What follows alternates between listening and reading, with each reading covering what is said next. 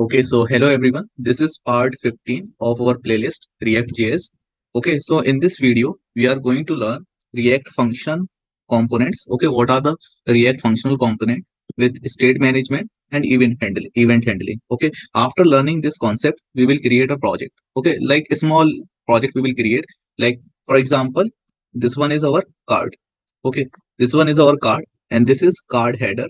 Here I created an input field. Okay, so whatever input we will write inside this input, so it will be display inside the card body. Okay, whatever we write here in this input box, it will display on real time. Okay, it will not take any reload. It will immediately display here whatever we write. Okay, so before creating this, let's understand the concept, like what is component, what is the state management, what is event handling. Okay, later we will create the project in this video only, right? Okay, so first understand what is component.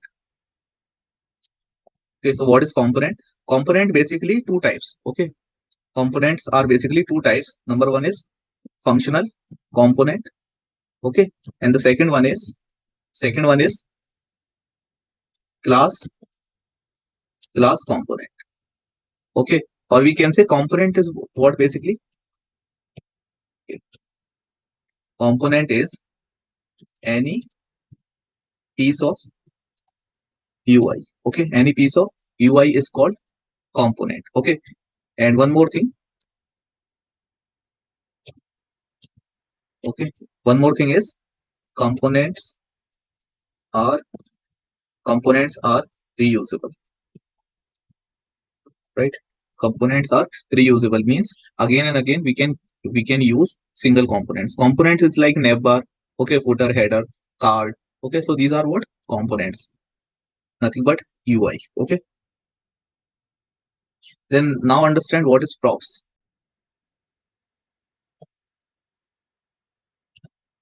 Okay, so what is props? So basically props is nothing but properties. Okay, so props are what properties only passed from a parent. Okay, whatever props we pass inside a component, we pass that props from the parent components. Okay, parent component to a child component. Okay, and we can say immutable component. Props are what immutable means cannot be changed by the child component. Okay, child component can never be changed the props. Okay, it is what it is, like immutable. Immutable means not changeable, right? So this is basically a props. Now let's understand what is set state. Okay, because we will use this also set state in our project when we write the code. So we will use this. So let's understand this. Okay, so we can say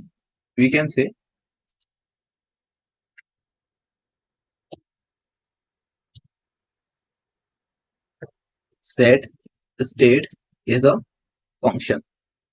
Set state is a function which takes old state and return a new state. This is a simple definition of set state function, right? And we can also say like used to used in class component to update state. Okay, so this set state is also used in class component in order to update the state. Okay, or we can say we can use this in functional component as well. Okay, or we can say class or functional components to update the state. Okay, with the help of set state function we can update the state, previous state to new state. Okay, we can say old state to new state. Okay, what it do actually, it converts from old state to new state, right? So this is the work of set state function, right? Now let's understand what is the mean of use state hook. So we can say hook used in functional component to add what state, right? And we can say takes an initial initial value as an argument, right? And then returns an array.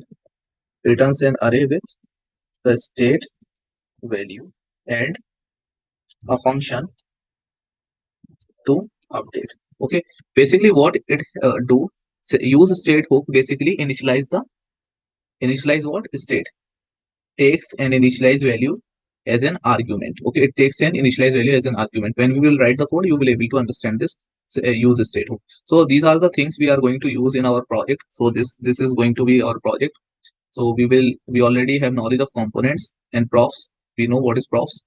Okay, set state, we will use this also, and this use state hook we will also use in our project. Okay, so from okay, so I don't want to make this video lengthy. Okay, so in the next video we will learn like uh, how we can implement, how we can write the code for this particular card. Okay, or we can say how we can create this little project, right?